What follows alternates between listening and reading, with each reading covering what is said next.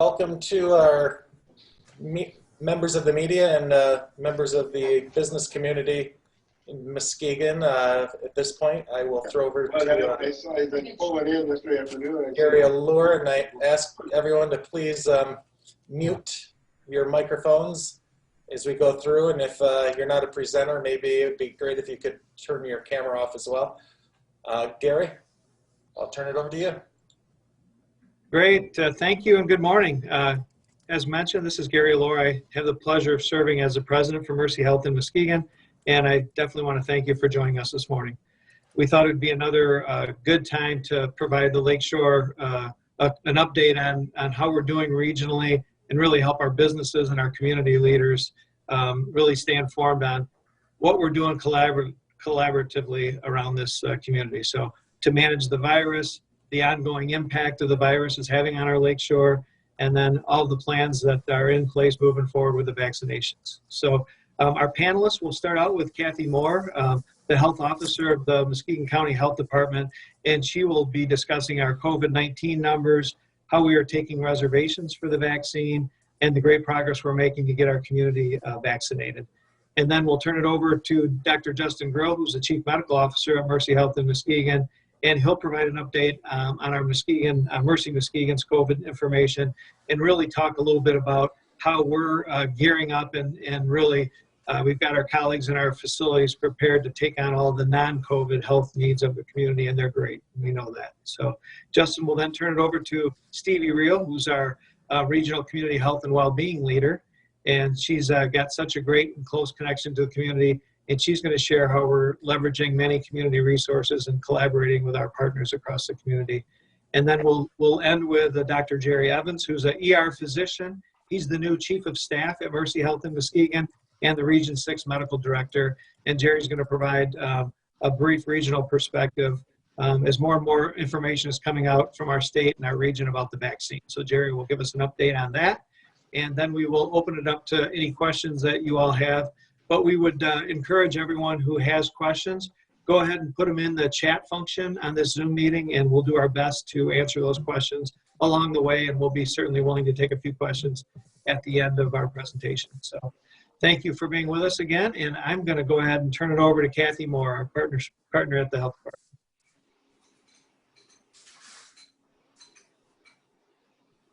And Kathy is on mute. Thank you very much, Gary. I do have a short slide presentation, so if we pull that up so we can follow along. We're going to start at the very beginning, please. And I want to say that, you know, we geared up. We didn't know how these cases would accelerate or progress during the holiday season. So we saw Thanksgiving, and then we had Christmas and New Year's to still prepare for. I'm very happy to say that the number of cases continued to decline, and the number of people recovered for COVID-19 is also increasing. So we have fewer active cases every day. We are still seeing daily cases, but not at the rate that we did in mid-November, and we did not see that uptick that we anticipated after the holidays due to social gathering.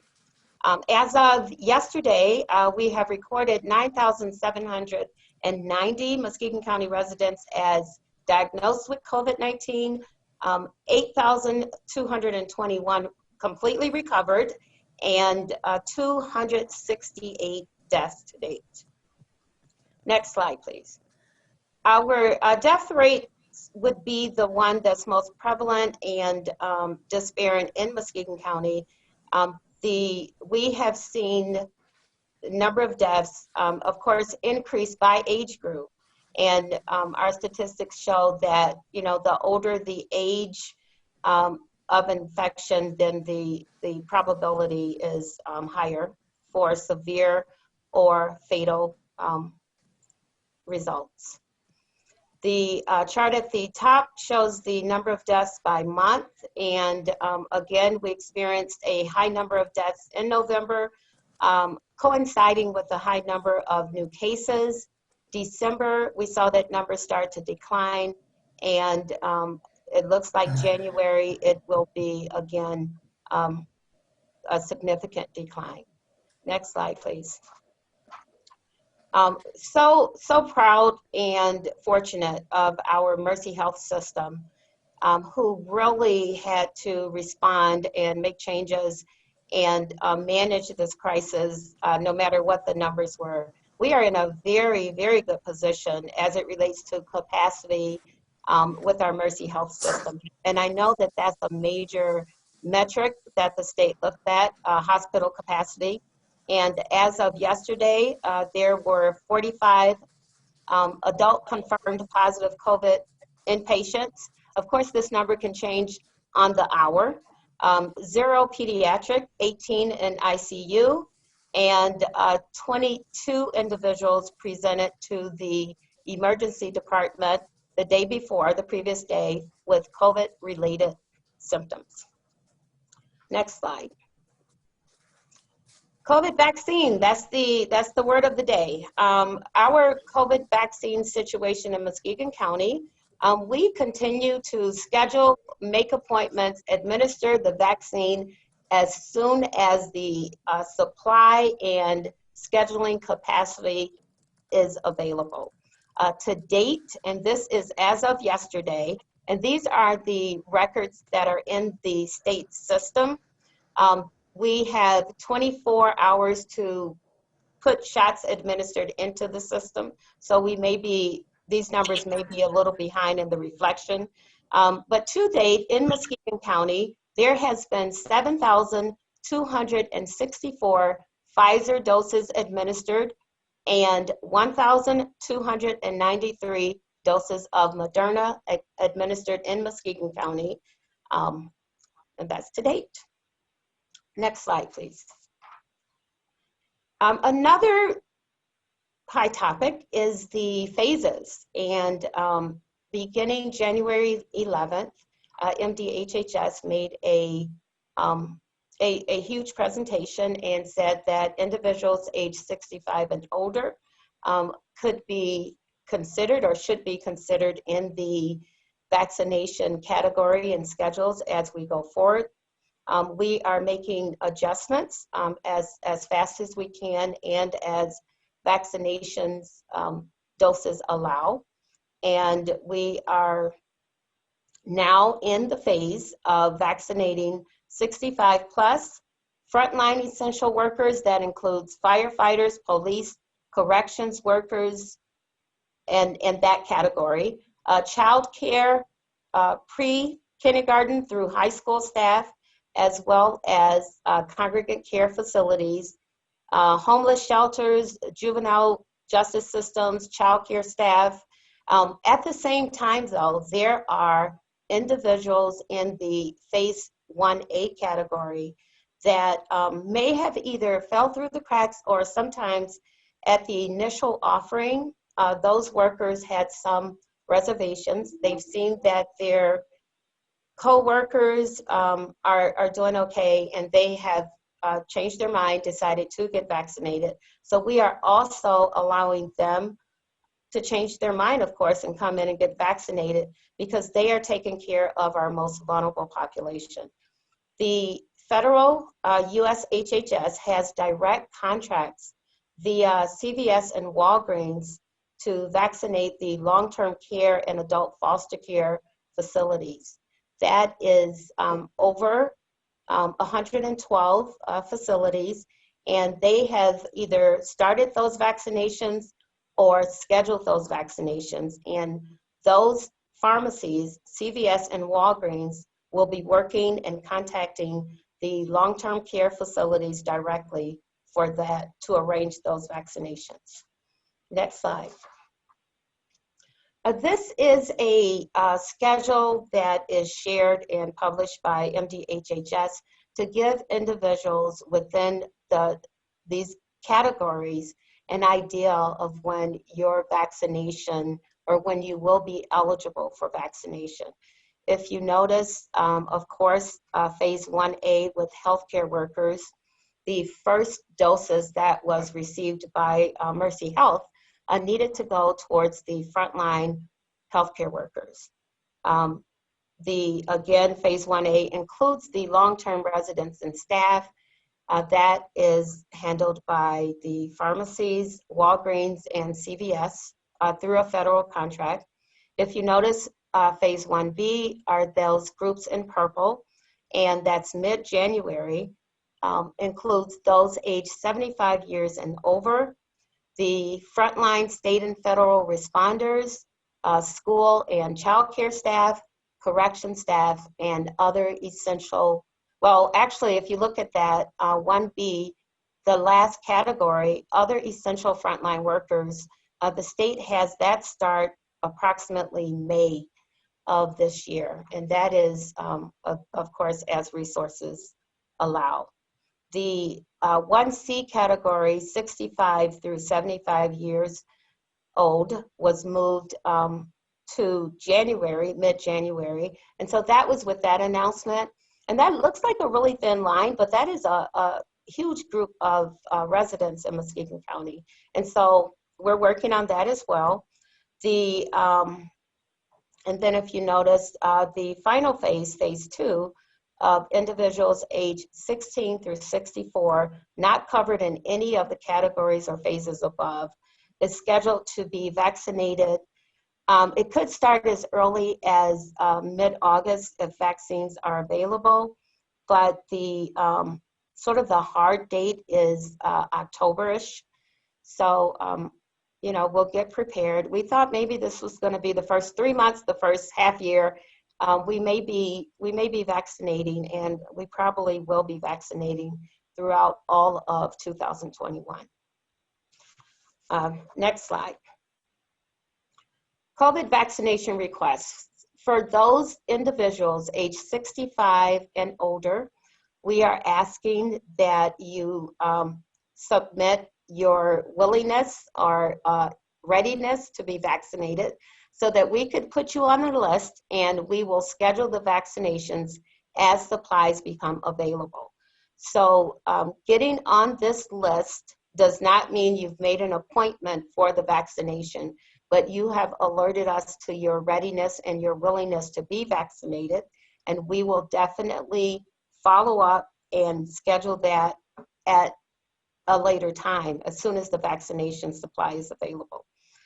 To date, and remember, this was just made live a little over a week ago. So to date, we have 17,424 individuals who have requested vaccination.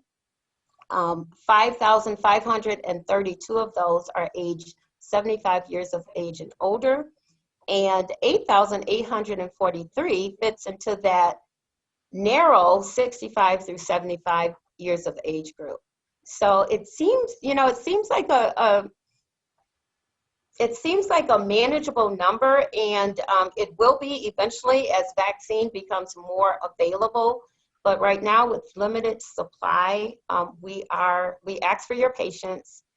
We thank you for your patience, and we will definitely follow up with those individuals on that registry. And the final slide. This special slide for those businesses and the business owners. We will definitely, you know, work with you and get an understanding of the number of essential employees that you have, the number of those employees who would like the vaccination. We hope to work through the Employees Association as well as the Chamber of Commerce to collect a good portion of that information. Then we will assess that and come up with a plan with you or your Human Resources Department, whoever you designate as your contact person, to make arrangements to give you a closer idea of when those vaccinations will start for your employees. And that is my final slide. So at this time, I'd like to introduce Dr. Justin Riel, Chief Medical Officer for Mercy Health. Thank you, Kathy. And just a point of emphasis, I would like everyone to understand what a fantastic partnership we have with public health. I can assure you that this is not the case in every county across Michigan, and we are truly blessed to have a relationship that allows this really close partnership that Kathy alluded to, as well as continuous process improvement that's allowing us to quickly vaccinate our citizens and focus on, especially in this early stage, that most vulnerable population. So thank you, Kathy, for such a phenomenal partnership that we have. Thank you. First, I'd like to take some time to personally thank our physicians, our nurses, HUCs, EVS workers, phlebotomists, therapists, techs, and everyone who's providing relentless, safe, and high-quality patient care during this unprecedented time. We truly cannot thank and recognize our colleagues enough. Speaking of COVID care, I'd like to provide a glimpse inside the hospital. We have dedicated COVID units where we're able to separate the COVID patients from the non-COVID patients. We have an ample supply of PPE that's stocked on the floors daily, and that ensures that all of our staff are protected exactly as suggested by the CDC. We are a safe and high quality location for healthcare, but unfortunately we are seeing people still delaying access of care due to fears of COVID. Please know that if you are ill or having any sort of concerning symptom, our physician offices in this hospital have the ability to provide you outstanding care that truly does minimize any possible exposure to COVID.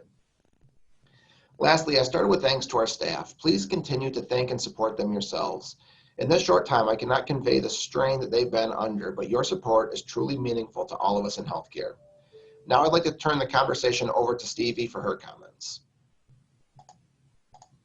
Thank you, Dr. Grill, and well said. I would not want to be doing this work without public health and Kathy Moore's leadership. And it's been a real privilege to work with the stakeholders in the community over the last several months as we are, preparing to make sure that we have a really strong vaccination strategy so that everybody who's interested in receiving the vaccine has an opportunity to do so. And so right now we're really looking at moving through, as Kathy mentioned, moving through the prioritization lists, group 1A and 1B, preparing to move into 1C. One of the things we're working on right now in partnership with our healthcare providers in the community, of course, Mercy Health, but also Muskegon Family Care, Health West, Hackley Community Care, community-based organizations like United Way, our school partners. We're all really working to understand how we can safely and efficiently host vaccination clinics out in community that are going to allow us to continue to socially distance, schedule follow-up vaccinations, and also make sure that we are able to manage the inventory and store it in an appropriate way so it remains viable and safe.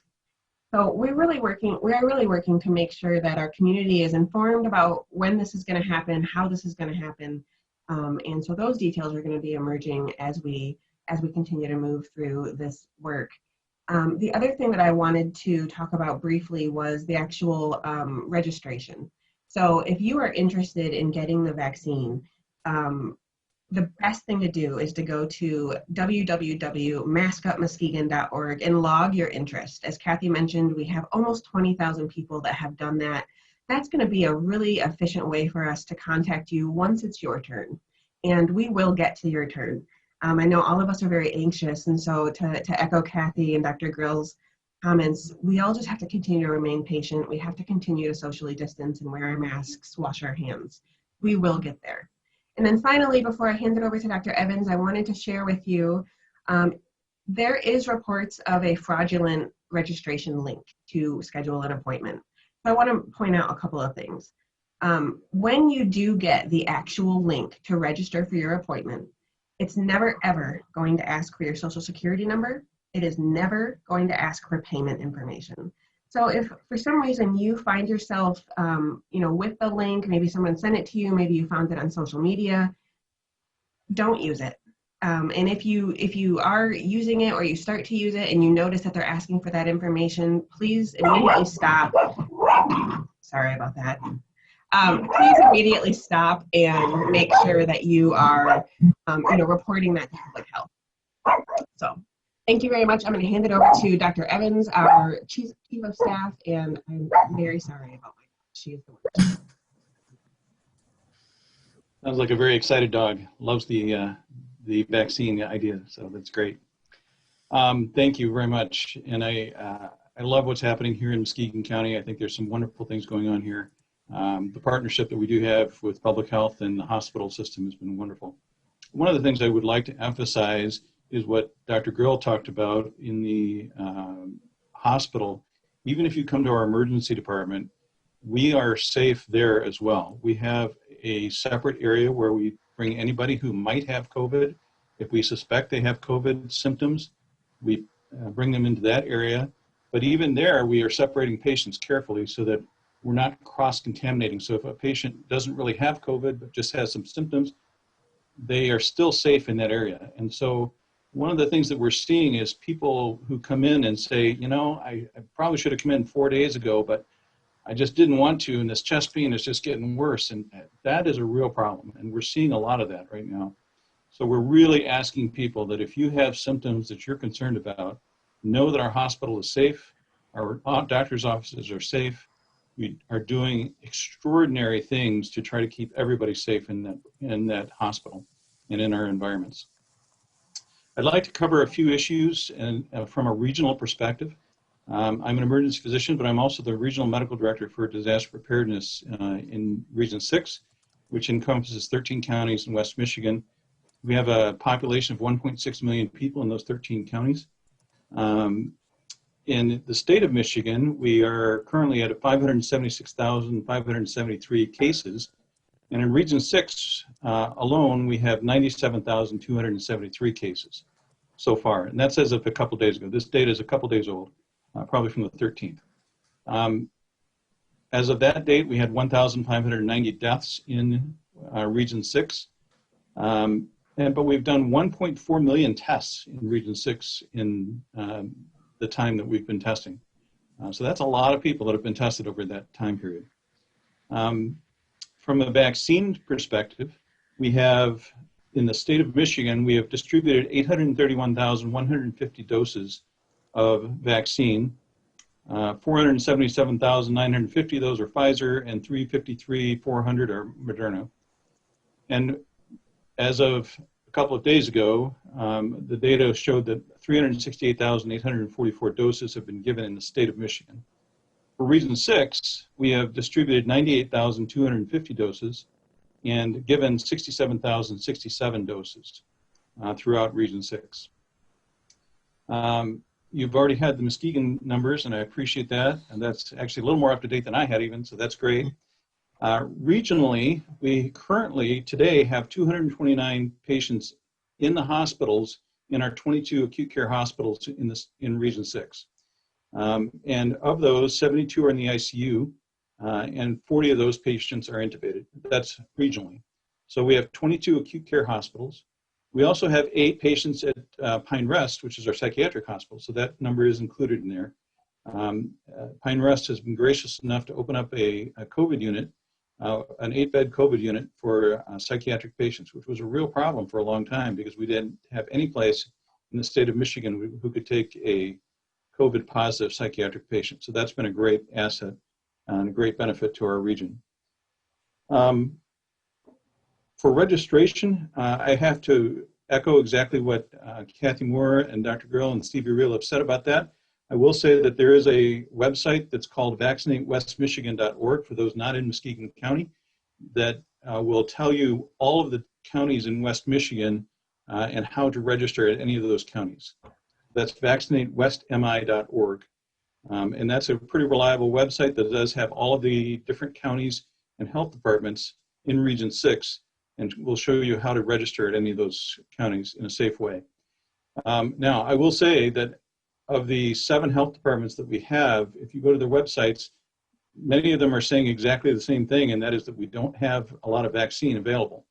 If you look at our population, we have 1.6 million people, and we only have 98,250 doses so far that have been distributed. So there's a real lack of vaccine so far, but that'll get better and better as time goes on.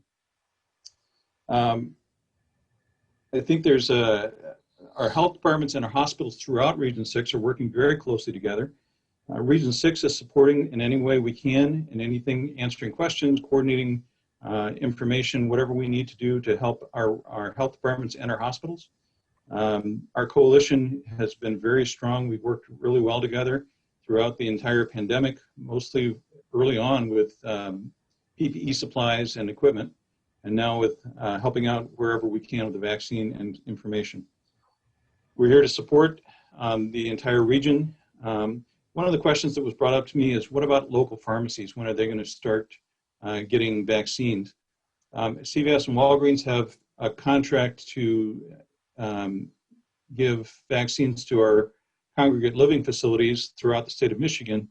However, we do not have any idea of when they will actually have vaccine available to give to the general public. And I think the slides that Kathy Moore showed definitely show you when we can expect those to be available. It'll be some time yet. So that's the best I can tell you right now. And I'm going to turn this back over to Gary Allore. Thank you very much. All right, great. Thanks, Dr. Evans. So we want to open it up for any questions. We had one really early on in the chat line, and I believe Kathy answered that question. And now we have a couple other questions coming in. And I'll let, if anyone, and also if anyone would like to take their self off mute and ask any question, we'd be happy to try to answer as best we can. And there's someone that says, fact check, sure it's not vaccinatewestmichigan.com instead of .org. Can we clarify? You may be right about that. I apologize if I misspoke. I'll check that to be sure. Okay. All right. And hoping for some clarity on the dose figures, would cutting it in half be an appropriate way to convey the amount of people vaccinated since we have 2 doses? So Lindsay, that's a very good question, and I'm sure Kathy will have some input on this as well, but currently the EUA approval that was provided by the FDA is for a 2-shot sequence.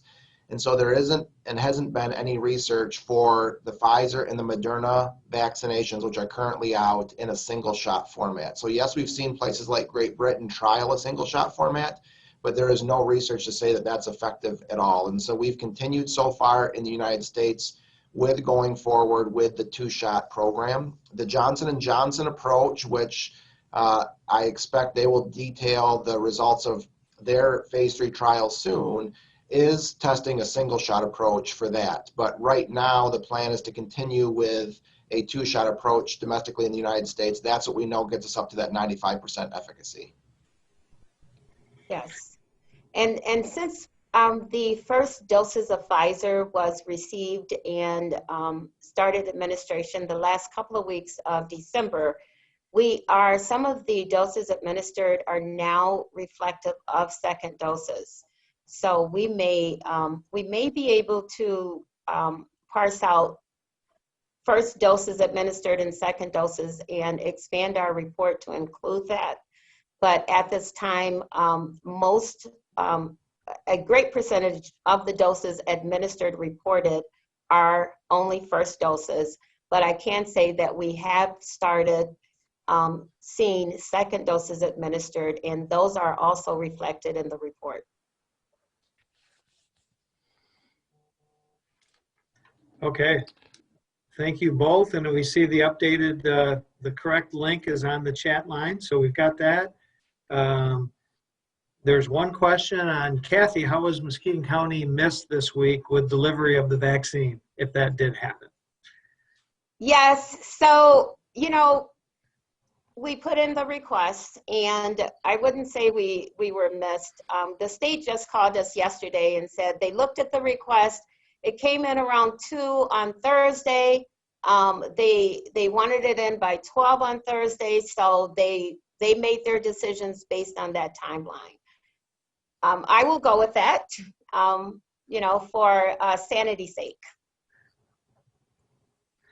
Yeah, I just, the partnership that we've seen, we're in a unique community, and it's a great thing because the partnership that we've seen, as was mentioned a few different times, we're vaccinating as quick as we get doses in, and we've got a structure set up to continue to do that. So we will continue to advocate for the state to get as many vaccines as we can, and we know we'll be prepared to distribute. So yes, and I really need to just extend appreciation to Mercy Health, because when we public health were informed or realized that we weren't getting doses this week, Mercy Health actually transferred a couple of hundred doses over so that we could continue vaccinating our 85 plus vulnerable residents, as well as some of those 1A that kind of slipped through the cracks or changed their mind later.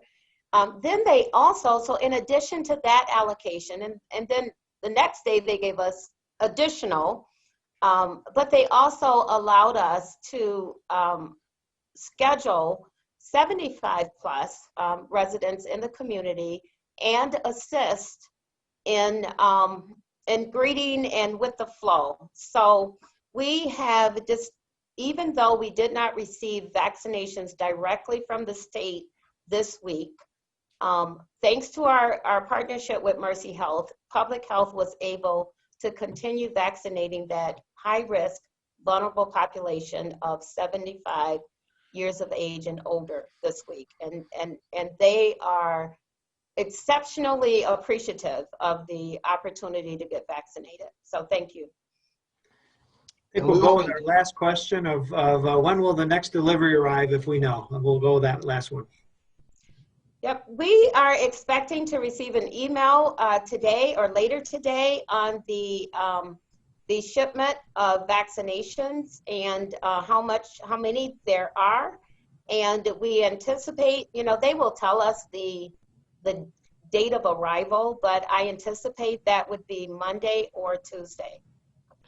And from the Mercy Health side, John, we know that we'll be receiving next week 1,950 second doses. That's already been notified to us via MICR that we'll be receiving that. As Kathy said, we're just ramping up in our second doses. We have not been notified how many first doses we will be allocated, but just as with Kathy, we would anticipate that delivery either on Monday or Tuesday of those second doses plus whatever the state allocates us for first doses. Okay, thank you both. And thanks everyone who was a panelist this morning. We know how important it is to keep our community updated, and we will continue to do that. So I just want to thank everyone that's been on this Zoom call to continue to look for updates. We appreciate you being here. One quick shout out I'd like to make for this community and really our chamber. Back right the week before Christmas, the chamber gathered 1,600 stockings and provided it to our frontline workers at Mercy Health Muskegon. They raised in about a week's time, raised $30,000 to, we had Muskegon Community Cash and a variety of gift cards or gift certificates to our colleagues. And it was so appreciated, and it's just amazing how the community continues to support this organization. So thank you for that, and thank you for joining us this morning. So we are adjourned for now, and have a great day.